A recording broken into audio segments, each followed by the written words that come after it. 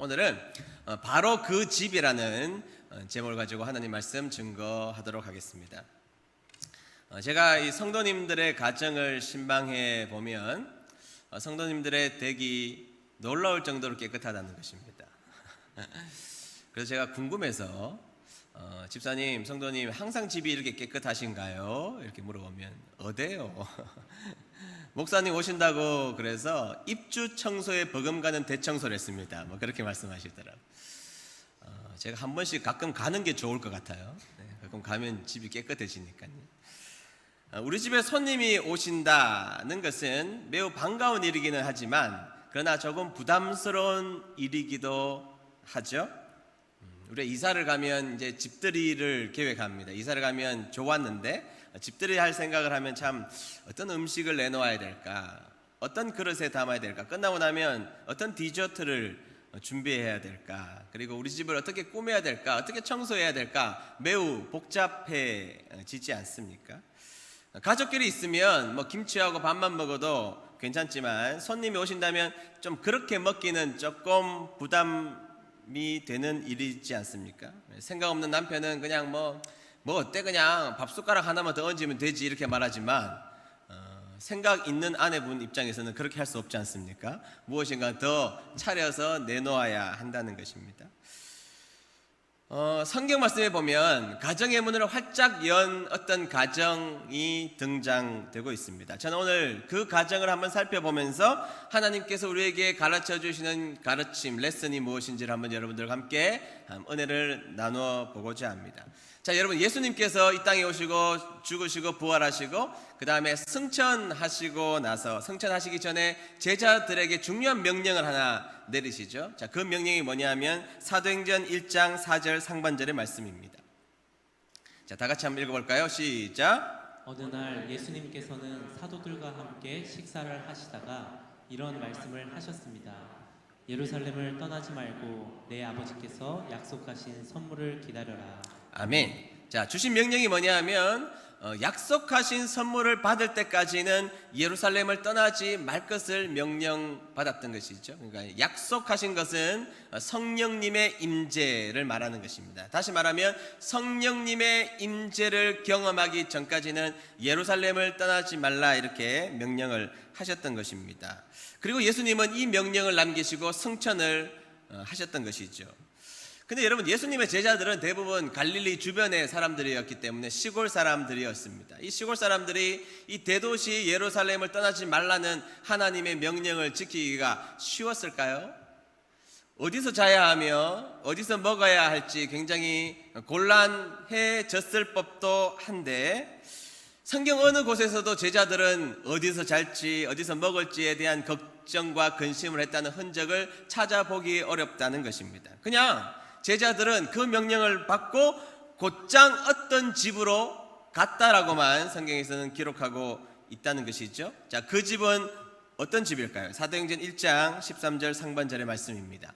자, 다 같이 읽어볼까요? 시작. 그들은 예루살렘에 들어와서 그들이 묵고 있던 다락방으로 올라갔습니다. 아멘. 자, 뭐라고 그러는가 하면 그 명령을 받아들였던 제자들은 고민 없이 어떤 집의 다락방에 올라갔음을 소개하고 있습니다. 자, 우리가 읽었던 오늘 개역 개정판 성경에서는 다락방 이렇게 소개하고 있지만 원래 성경이 기록되었던 헬라어 원문에 보면 이 다락방 앞에 정관사가 붙어 있음을 우리는 쉽게 발견할 수가 있습니다. 자, 제가 여러분들에게 정관사에 대한 용법을 수없이 말씀드렸기 때문에 여러분들은 너무너무 잘 알고 있을 겁니다. 정관사의 용법은 딱 한 가지만 기억하면 됩니다. 정관사는 어떨 때 사용하느냐? 말하는 그 사람도 알고 듣는 그 사람도 아는 그 무엇을 말할 때 정관사가 딱 붙게 되어 있습니다. 그래서 여러분 잘 알고 계시죠? 더 이상 설명 안 해도 되죠? 영어 가운데 제가 open the window를 설명하면서 open 왜 a window가 아니라 open the window라고 쓰는지 말씀드렸죠? 자, 말하는 그 사람도 그 창문이 어떤 창문인 줄 알고 듣는 그 사람도 어떤 창문인 줄 알 때 정관사를 붙이는 것이 대표적인 용법 가운데 하나입니다. 그것만 알아도 성경에 나와 있는, 영어, 정관사에 대해서 굉장히 많은 부분을 이해할 수 있다는 것이 있죠. 그러니까 정관사가 붙어 있었다는 것은 그 다락방이라고 말했던 것은 이 제자도 알고 이 제자도 알고 이 제자도 알고 베드로도 알고 야고보도 알고 요한도 아는 그 다락방을 의미하는 것입니다. 다시 한 번 더 설명 드려볼까요? 예수님이 승천하시기 직전에 너희들 말이야 성령님께서 오시기 전까지, 성령님을 받기 전까지는 예루살렘에 머물러야 해, 알겠지? 그리고 하늘로 올라가시자마자 제자들은 고민도 하지 않고 바로 그 다락방으로 나도 알고 너도 아는 베드로도 알고 야고보도 알고 마태도 알고 다 아는 그 다락방으로 그들이 갔다, 이렇게 설명하고 있는 장면인 것이죠. 자, 그러면 그 다락방은 누구의 다락방입니까?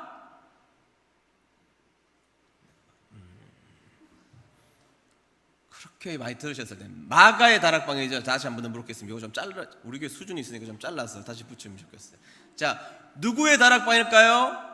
마가의 다락방입니다. 자, 그 다락방은 바로 마가의 다락방이라는 것이 있죠.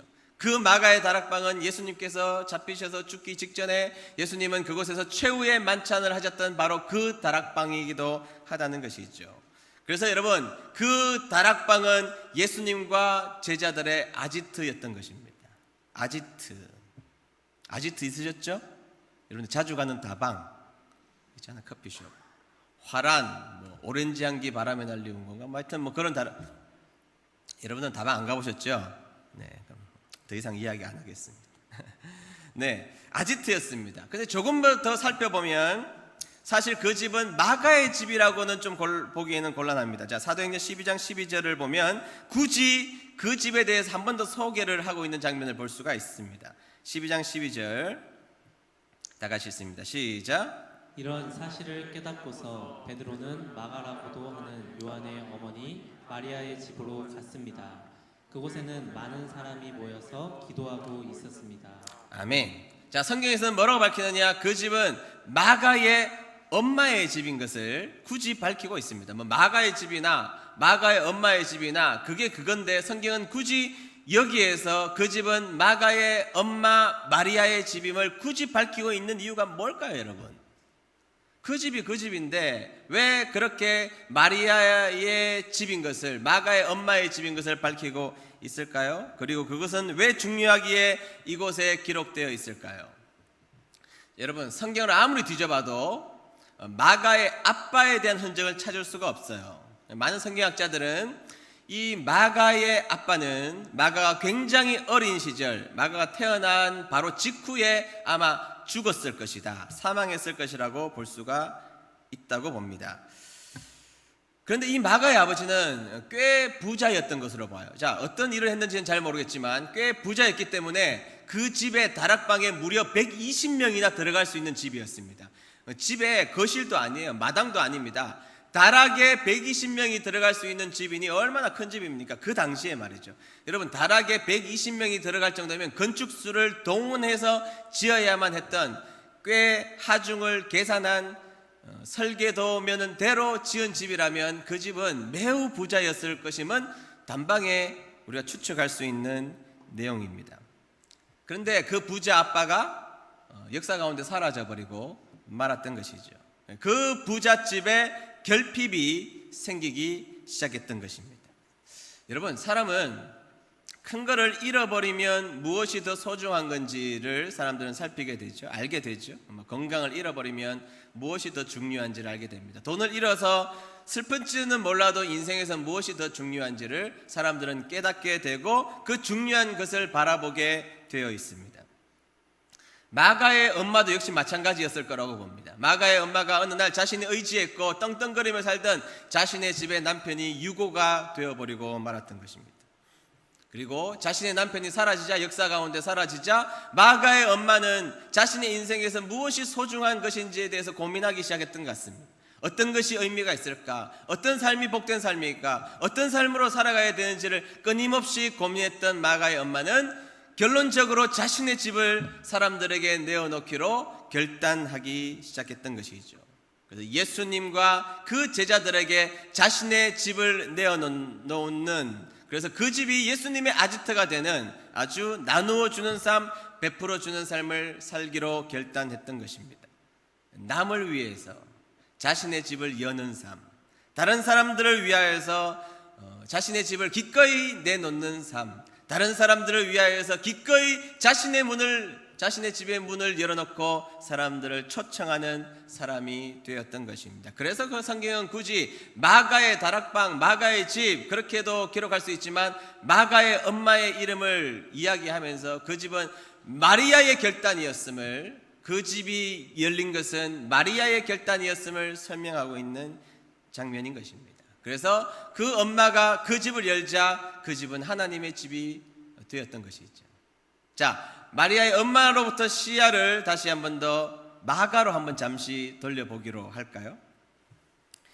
자, 마가 입장에서 이 사건을 한번 생각해 보시죠.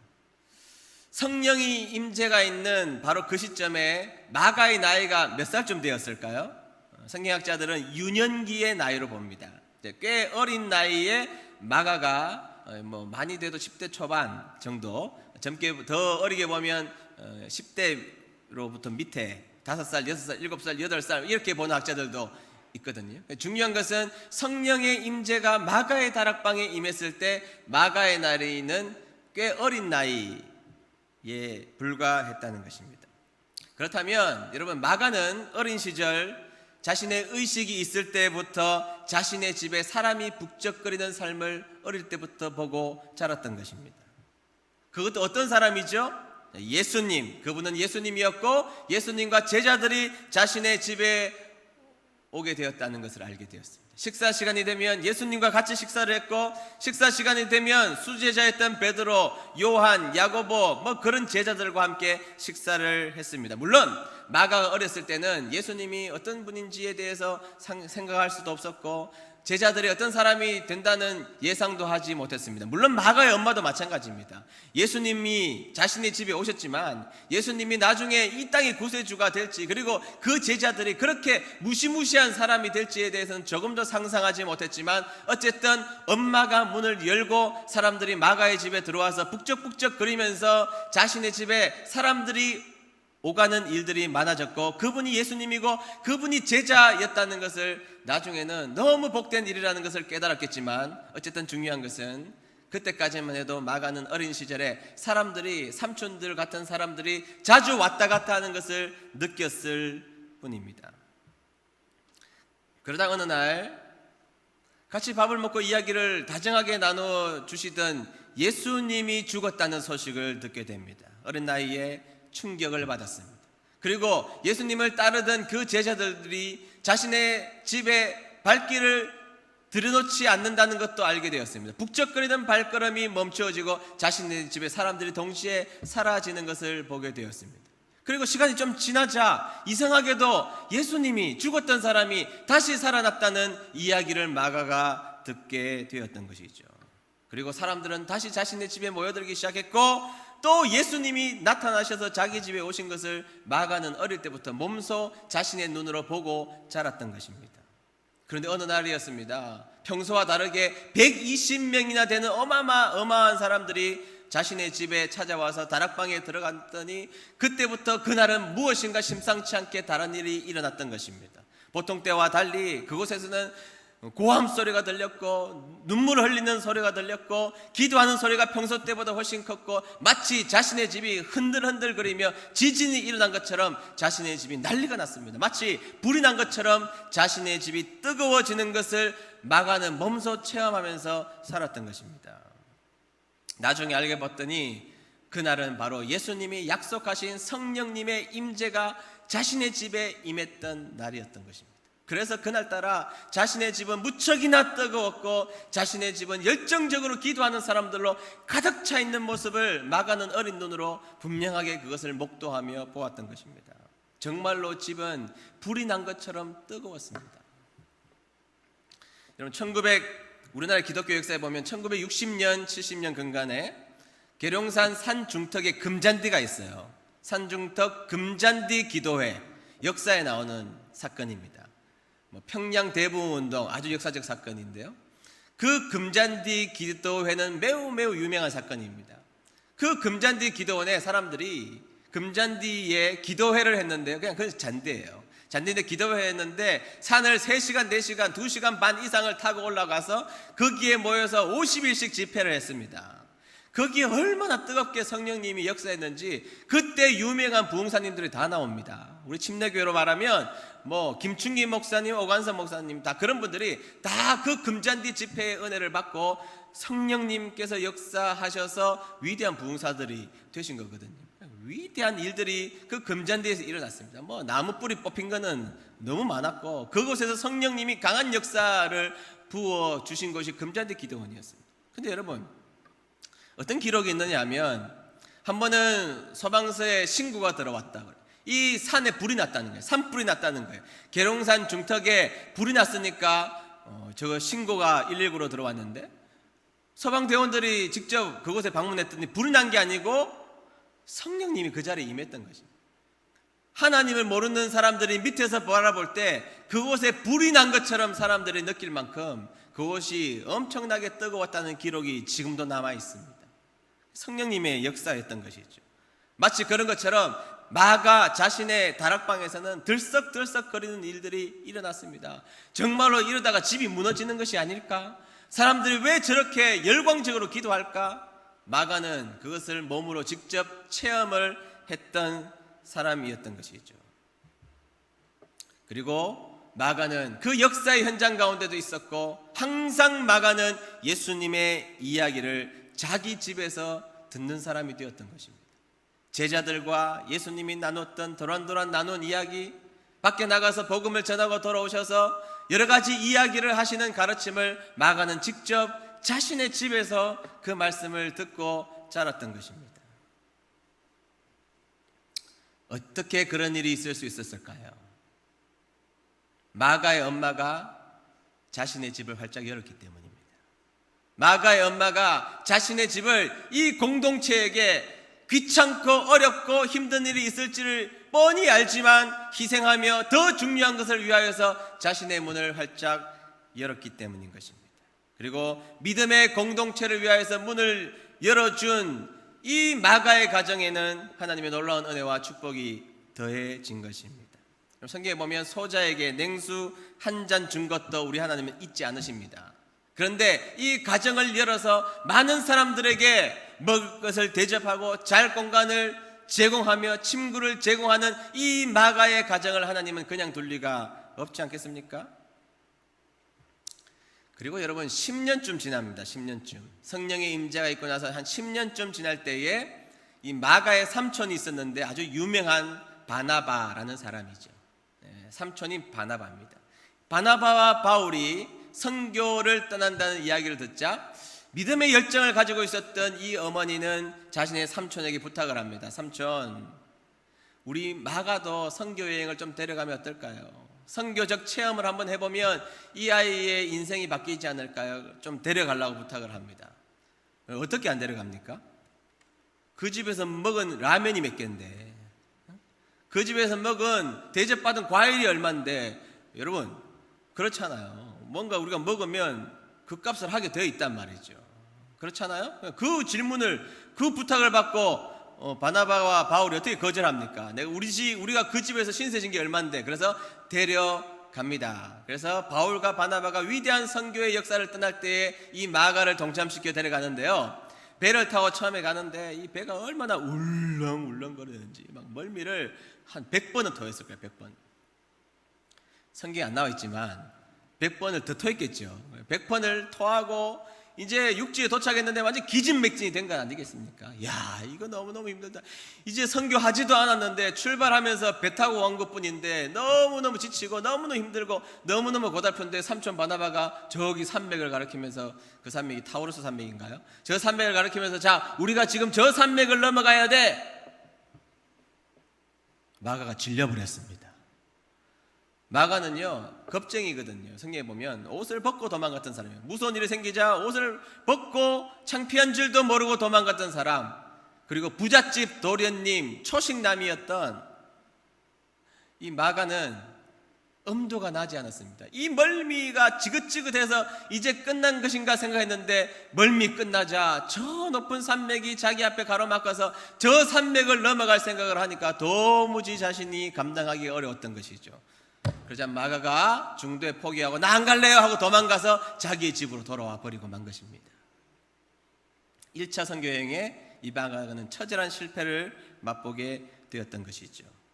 그리고 다시 얼마 후 선교를 다녀왔던 바나바와 바울이 마가의 집에 머물러 있었습니다. 그리고 다시 선교를 떠나려고 하자 마가의 엄마가 다시 한 번 더 이야기합니다. 삼촌 한 번만 더 부탁할게요. 바울 목사님 한 번만 더 부탁할게요. 한 번만 좀 더 부탁할게요. 이렇게 이야기하자 바나바는 삼촌이니까 어떻게 하겠나 그러면 데려갑시다 이렇게 이야기하는데 바울은 그런 사사로운 감정으로 선교하는 게 아니라고, 선교할 때 어떤 그런 사사로운 감정으로 선교하냐고, 저놈은 싹수가 없는 놈이니까 저놈은 데려갈 수 없다고 그렇게 옥신각신하다가 바나바와 바울이 엄청나게 싸웁니다. 그리고 마가를 데려가는 그 문제 때문에 바나바와 바울이 갈라서요. 슬픈 일이죠. 그런 모습을 마가가 봤겠죠. 자신의 과거의 실수가 공동체에 얼마나 악영향을 끼쳤고 이 위대한 지도자였던 바울과 바나바에게 분쟁의 요소를 자신이 제공했다는 것을 깨닫게 됩니다. 자신의 영적인 게으름이 이렇게 공동체를 고통스럽게 할 수 있구나. 그러면서 이번 삼촌과 떠나는 선교만큼은 내가 실패할 수 없다는 각오를 가지고 마가가 최선을 다해서 선교를 온몸 바쳐 충성을 다합니다. 그리고 자신에게 주어진 매번의 초대교회 일 가운데 마가는 충성스럽게 그 일을 또박또박 한 걸음 한 걸음 감당하는 사람이 됩니다. 그리고 마지막에 성경의 위대한 인물들이 이 마가를 어떻게 평가하는지를 한번 보십시오. 1차 선교여행 때 이 마가는 두려워 떨고 힘들어서 도망갔던 사람이었습니다. 그러나 다시 선교를 다녀온 그 이후의 삶을 성경은 어떻게 평가하는지 먼저 골로새서 4장 10절의 말씀입니다. 다 같이 읽어봅니다. 시작. 나와 함께 갇힌 아리스다고와 바나바의 생질 마가와 이 마가에 대하여 너희가 명을 받았음에 그가 이르거든 영접하라. 아멘. 자, 지금 바울의 이야기입니다. 자, 바울이 뭐라 그럽니까? 과거에는 마가 그놈은 싹수가 없는 놈이니 선교에 데려갈 수 없다라고 말했던, 평가했던 그 마가였습니다. 그런데 바울의 인생 말년에 이 마가를 어떻게 설명합니까? 이 마가는 나와 함께 고난을 당했고 그리고 마가가 너희에게 임하거든 영접해라. 지극히 섬겨라. 이 일꾼은 위대한 일꾼이고 고귀한 일꾼이기 때문에 정성을 다하여서 마가를 섬길 것을 바울이 간곡하게 부탁하고 있습니다. 도대체 여러분, 마가가 어떤 일을 감당했길래 영접해야 되고 최선을 다해서 맞이해야 될 사람으로 바뀌어 있나요? 자, 이 한 구절만 가지고는 안 되죠.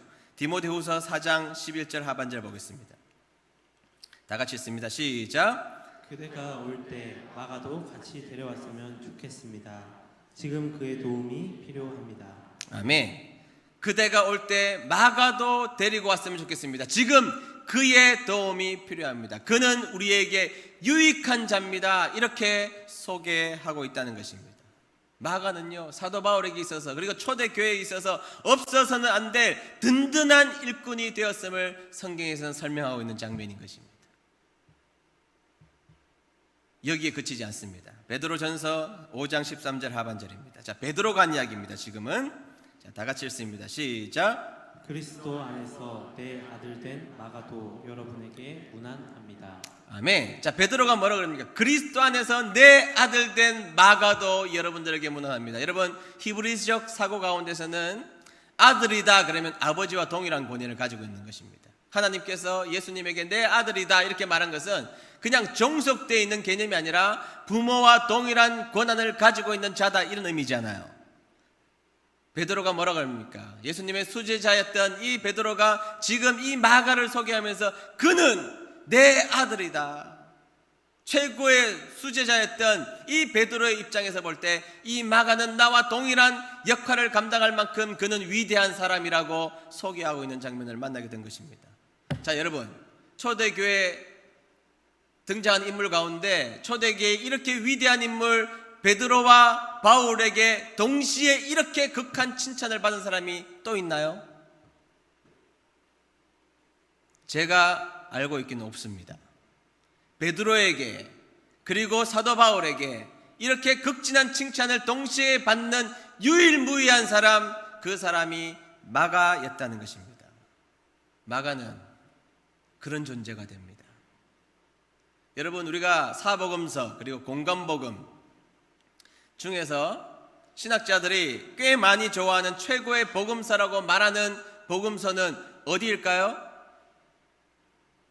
눈치로 때려잡으면 돼요. 지금 이때까지 마가 이야기했는데 그걸 어렵게 생각하세요. 자, 무슨 복음일까요? 마가복음입니다. 마가복음.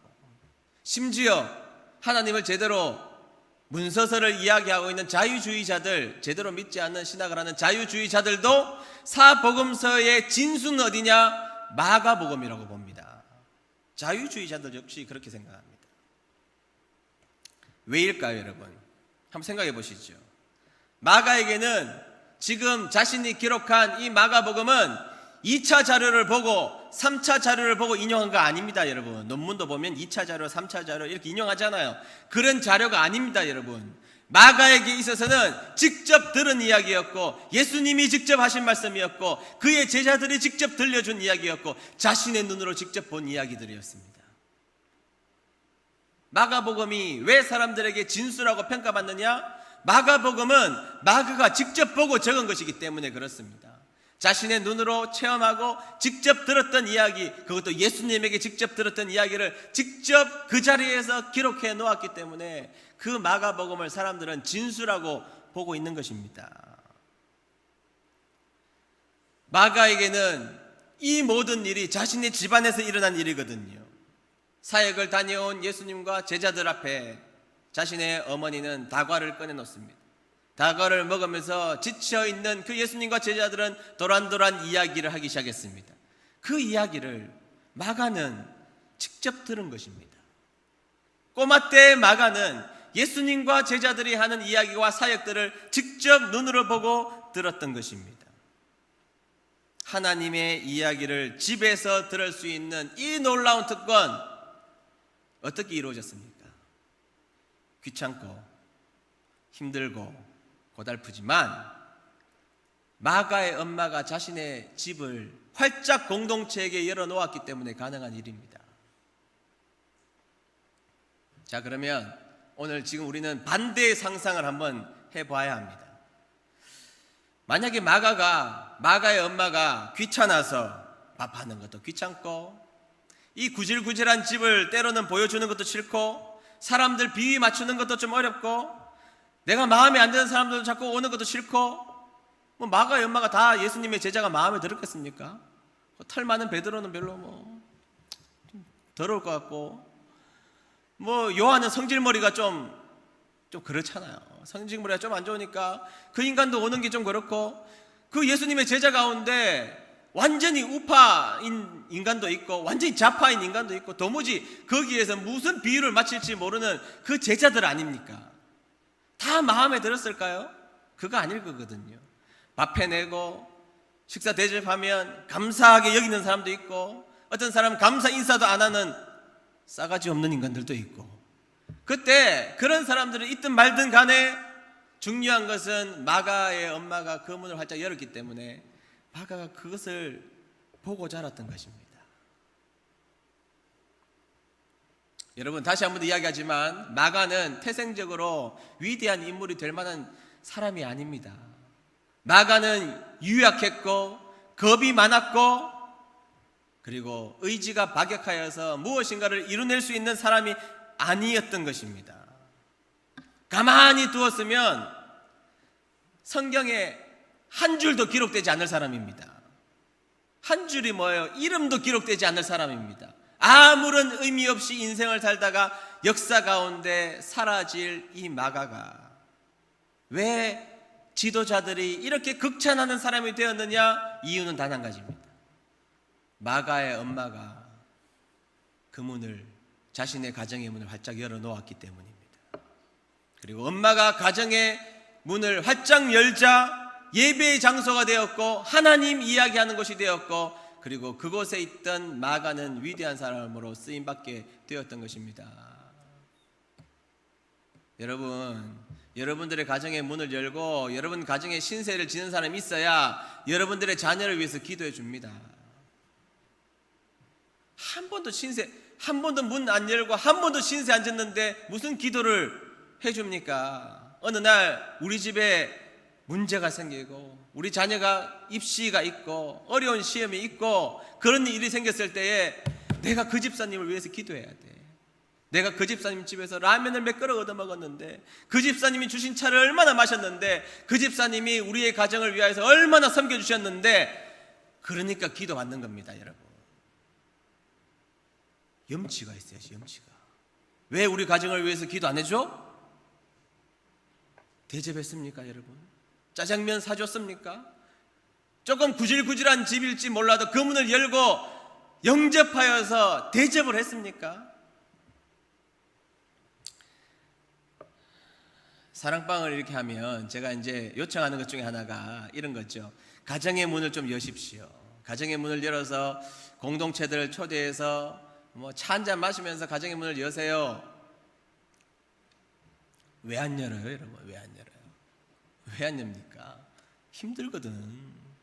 귀찮거든. 그런데 여러분, 다시 한번 이야기하지만 여러분들의 신세를 지지 않은 사람이 여러분들을 위해서 기도할 리가 없습니다. 기도한다면 위대한 신앙인이겠죠. 그러나 여러분 집을 열고 오픈하여 여러분들이 영접한 그 사람들이 여러분들의 인생의 위기를 만날 때에 여러분들보다 더 그 가정을 위해서 기도해 준다고요. 아멘.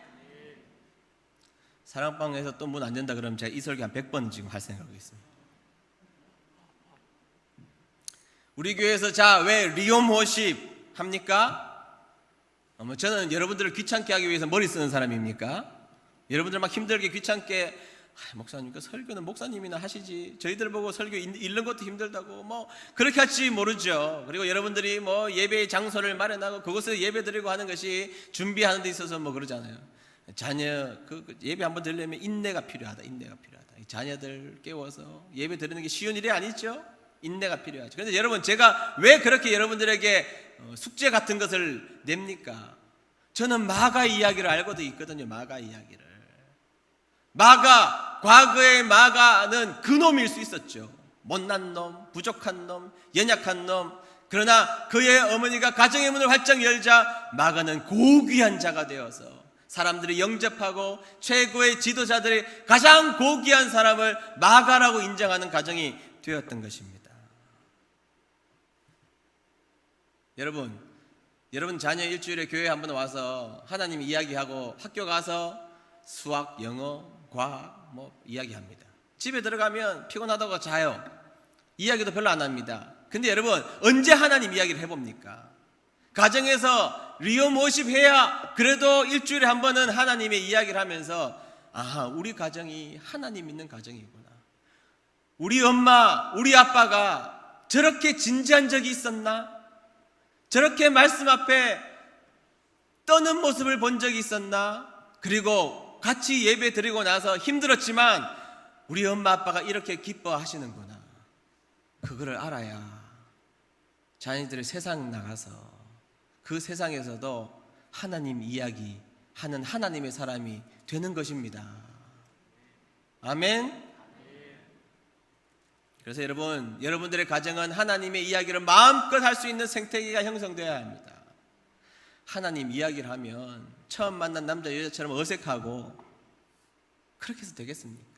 자연스럽게 하나님의 이야기를 하고 자연스럽게 하나님을 주어로 말하는 가정이 되어야 하고, 탕수육을 시켜서 무슨 반점에서 왔을 때 하나님 우리에게 탕수육을 주셔서 감사하다고 말할 수 있는, 하나님을 주어로 말할 수 있는 가정이 될 때 하나님은 그 가정을 주목하여 보실 줄로 믿습니다.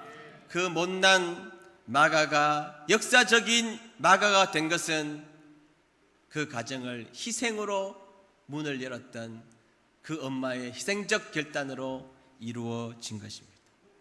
사랑하는 은혜드림교회 성도님들의 가정을 여십시오. 예배의 문으로 여십시오. 작게 리오 모십으로 하나님 이야기할 수 있는 생태계를 지금부터 형성하십시오. 그때 하나님께서는 여러분들의 가정을 귀하게 보시고 복을 주시고 주목하시는 역사가 있게 될 줄로 믿습니다. 우리 찬양 부르겠는데요. 말씀을 기억하면서 나는 기도를 쉬는 죄를 범치 않으리. 후렴 다시 부를 때는 나라를 가정으로 우리가 치환해서 부르도록 그렇게 하겠습니다.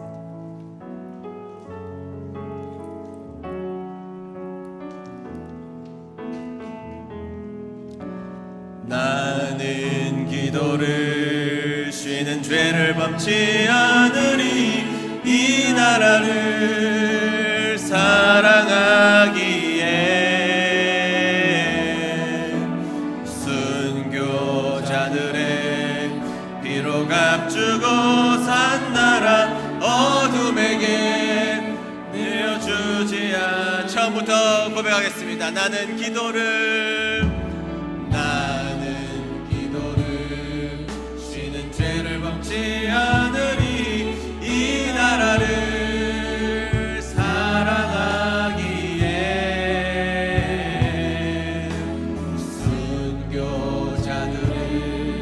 피로 값주고 산 나라 어둠에게 내어주지 않은 나의 기도가 이 나라 살릴 수 있다면, 나의 기도가 이 나라 살릴 수 있다면 나는 결코 이 기도를 쉬는 죄를 범치 않으리. 우리 기도로 이 나라 회복할 수 있다네. 피로 물든 낙타물은 간절한. 다같이 손을 들고 찬양하겠습니다. 나의 기도가 이 가정 살릴 수 있다면, 나의 기도가 이 가정 살릴 수 있다면 나는 결코 이 기도를 쉬는 죄를 범치 않으리. 우리 기도로 이 가정 회복할 수 있다네. 피로 물든 낙타물은 간절한. 다같이 마지막으로 나의 기도로 이 가정 살릴 수 있다면, 나의 기도가 이 가정 살릴 수 있다면 나는 결코 이 기도를 쉬는 죄를 범치 않으리. 우리 기도로 이 가정 회복할 수 있다네. 피로 물든 낙타물은 간절한 눈물의 기도. 다같이 머리 숙여서 기도하겠습니다. 네, 오늘 우리는 가정을 공동체에게 열기로 결단했던 마가의 집으로, 그리고 마가의 어머니의 집으로 들어가 보았습니다. 물론 그들은 처음부터 예수님과 그 제자들이 그렇게 위대한 사람이 될 것이라고는 기대도 하지 않고 상상도 하지 않았습니다. 나그네를 섬기라는 하나님의 명령을 지키기 위함이었을지도 모르죠. 그러나 예수님과 그 제자들에게 문을 열어준 마가의 가정, 교회 공동체 120명의 그 문을 활짝 열어준 가정, 그리고 그 가정이 예배의 처소가 된 가정을 보았습니다. 그리고 유약했고 부족했고 겁도 많고 아무짝에도 쓸모가 없어서 실패투성이인 그 마가가 그 가정을 열어놓는 엄마의 희생으로 말미암아 초대교회의 가장 위대한 인물이 된 것을 보았습니다. 우리는 너무 명백하게 우리가 왜 공동체를 위해서 가정을 열어야 하는지, 그리고 가정이 왜 예배의 장소가 되어야 하는지 우리는 살펴보았습니다. 여러분, 우리의 가정은 이제부터 하나님 이야기할 수 있는 곳이 되어야 합니다. 우리의 자녀들이 하나님 이야기하는 곳, 자녀들이 어려움 당했을 때에 부모가 하나님 이야기로 간증할 수 있는 곳, 하나님 때문에 살 수 있는 곳, 하나님 이야기 때문에 울 수 있는 곳, 하나님 이야기 때문에 웃을 수 있는 곳, 그 예배의 장소가 되기 위한 작은 헌신 위에 우리 하나님은 복을 허락하실 것입니다. 오늘 함께 기도하실 때에 하나님, 우리 가정이 하나님 이야기하는 예배의 장소가 되게 도와주시고, 우리가 가정을 열 때에 하나님 복의 문도 열어주셔서 우리의 가정이 복된 가정이 되기를 원합니다. 다 같이 합심하여서 뜨겁게 기도하도록 합니다. 하나님 아버지 감사합니다.